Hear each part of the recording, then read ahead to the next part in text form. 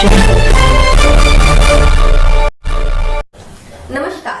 Super Maharashtra news channel मध्ये आपलं स्वागत आहे. मी हंगाता देवडा. जाणून घेऊया आपल्या परिसरातील दिवसभरातील ताज्या घडामोडी.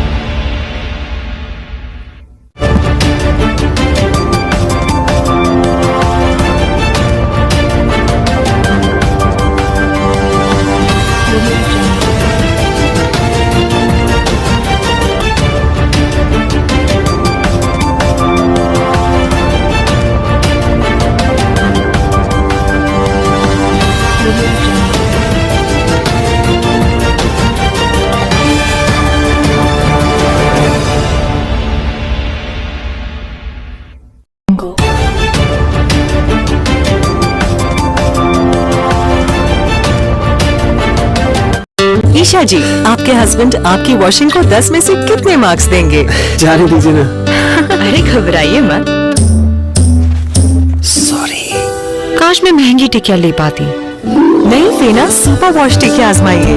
बेहतरीन झाग, कोमल हाथ, रोज और चंदन, सुपर चमक। महंगी टिकिया जैसी धुलाई नहीं, फेना सुपर वॉश टिकिया में समाई। फेना ही लेना। फेना।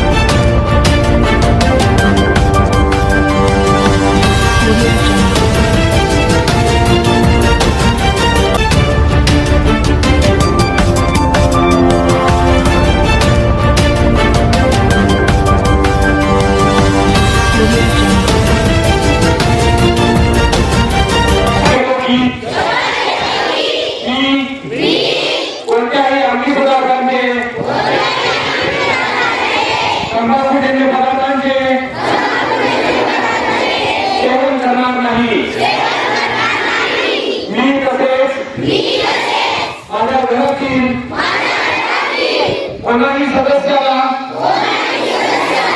अंमली पदार्थांचे